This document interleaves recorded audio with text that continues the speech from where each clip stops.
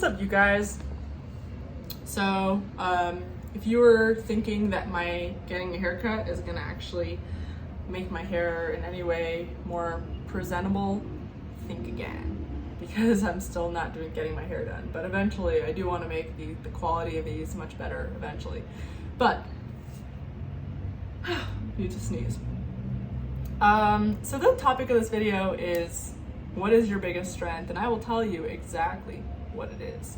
And for me, it took me a while to figure out what my biggest strength is, what I'm meant to do. I didn't like working for people. I had a problem with authority. I would get bored very easily. I liked working, so that was a strength. I liked, thinking and doing things and writing, and I liked being active physically. But I didn't like having somebody micromanage me and tell me what to do all day and kind of be mean to me. I didn't like the emotional aspect of it. And then I also would get bored very quickly because I'm very competitive, so I like getting whatever I need to do done fast and then just going off, But I don't think the people I worked for always appreciated that. I think it looked like I wanted to do like a shitty job, like I just didn't care about what I was doing, and I was getting it done and wanting to run off. And so they would, they'd be like, so if you're finished, then ask us for more work. And I would always ask for more work, and there was never more work. I would do the more work, and then I'd finish it, and they'd be like, are you sure you finished it? Let me take a look. And I actually think that I was way too good. I was, in most of the places I worked at, I was just way too overqualified. I'm not being like arrogant. This is like an actual problem. The problem was I would get my work done too fast, and I would like ask for more work, and then I would do the more work, and then they wouldn't believe that I actually finished all the work, and then they would have to take time and sit and like look at all the work that I finished, and they'd be like, oh shit, she actually did do more work. And then so it would be fine until it was not fine. Like they would not really have anything left for me to do, and then I would start getting bored and walking around the office, and most people would just get on their computers and play solitaire or do stuff, and I would do other stuff, but I think because I also would get restless physically, and I would like run around a lot and walk around and start talking to other people and disrupting, I think people didn't like that, my bosses. And then another thing was like, I just gave more work to my higher ups. So like in for example, my writing jobs, I would like get something done, want to do more, get more done, and then it would give more work for like my managers. Like, so like not the boss at the top. The boss at the top, I'm sure would love that I would do so much work and kick ass at it. But they would also get frustrated. The managers get frustrated because I was giving them more work to do by getting more work done faster and faster and faster. They'd have to edit it, and they didn't, weren't getting paid more for that, so they were getting frustrated that I was just giving them more work. And this is just like a recurring theme in most of the places I worked at. Like, I remember I had a really cool speechwriter position that I had applied for, and it was through a friend, and it was for a really top level politician. It was speechwriter, and I was so competitive.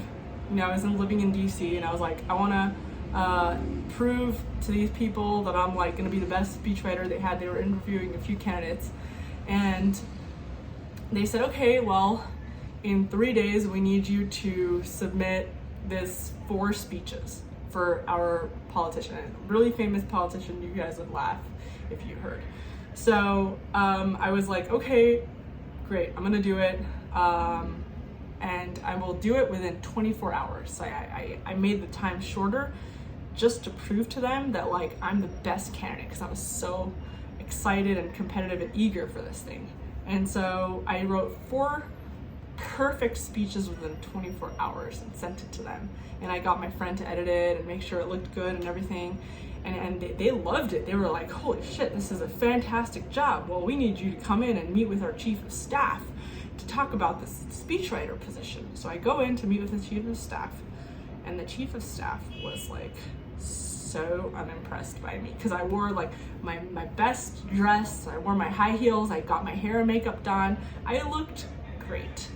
And then I walk in there, the chief of staff is like this dude in his 30s, and he's like, you know, asking me questions and talking to me. And the thing is, like, I wrote the speech perfectly in that politician's words and in his voice and in his style, because that was my job. Like, you know, I was a script writer, I was a speech writer, I was a ghost writer in DC. So like, that was all I was doing.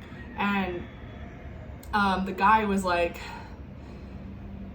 he was so unimpressed with me when he met me in person. And then, you know, I left and they were like, you didn't get the job. And I was like, oh my God, what happened? Why didn't I get the job? Like, they were so excited by me before they met me. What happened when I met them? And the chief of staff apparently told my friend that he's like, well, it was very evident that she didn't actually write the speeches, somebody else did. And I was like, what? I wrote the speeches. And he's like, well, I came off as really dumb and spaced out apparently in the meeting. And they were like, there's no way this girl did it. Somebody else did it for her. And also, because I did it in such a short amount of time and I sent it to them, it made them suspicious. So that was basically them saying I was overqualified without them saying it. That was my interpretation. I was overqualified. So through the years, and then also the same things would happen at these restaurants that I would work at. I would do a great job. I would get all the best tips, whatever. You know, I wasn't actually, you know, and I would do it in a short amount of time because I kind of would hack the system. I'd realize that if I was nice enough to the customers and I, you know, anyway. And I really think that I would get too competitive in all the places that I worked at, and I would go above and beyond, but I also would get frustrated. Like the speechwriter job, I remember in the interview, he was like, well, you have to sit in this office, like in that desk over there, the whole day for like 9 hours every single day while you do your speeches. And I'm like, well, it doesn't take me 9 hours to write a speech. Like you saw, it took me that fast to do it. And he was like, well, like this is our policy. Our employees have to sit here at the desk for 9 hours every single day.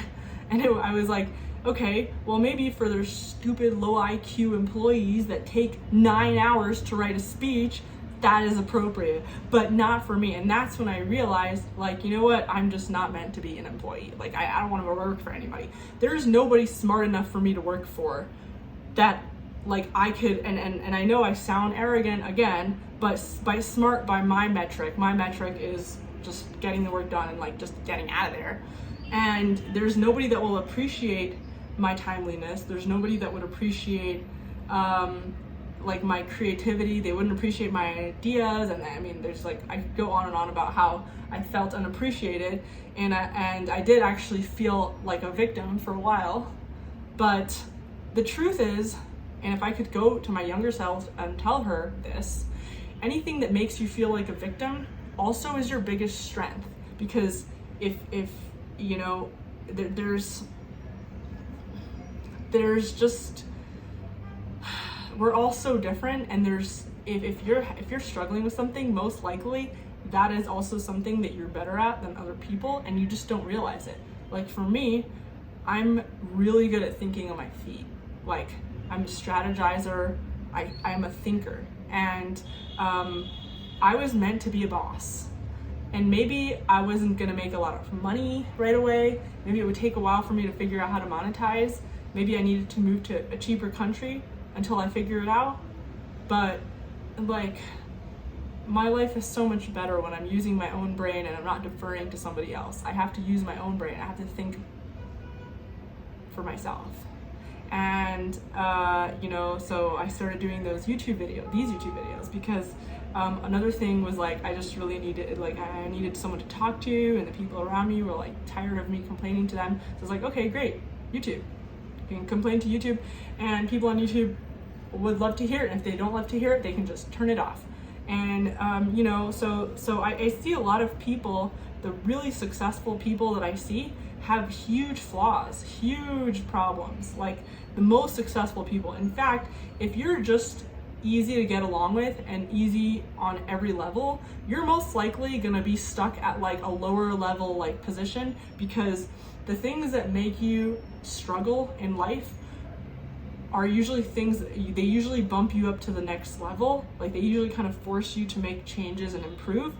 But the people that are just so good at everything and just get along well with everybody and just can, you know, are just comfortable. Being comfortable and being okay is never gonna push you to the next level. It's just gonna, so most of the time, these like people that are just very level-headed, very just like, you know, don't have any problems, don't, you know, and don't have any weaknesses, you know, usually end up getting stuck at like these lower level situations that don't, you know, and maybe it's fine for them, you know, maybe they don't want to move up because they don't have that like, because they don't have any problems, you know what I mean? But having a problem is a great thing. Like having a problem means that you have a solution in mind. It's only a problem in your head if there's something better in your mind. If there's nothing better in your mind, then you're not having a problem and your life is fine. You know what I mean?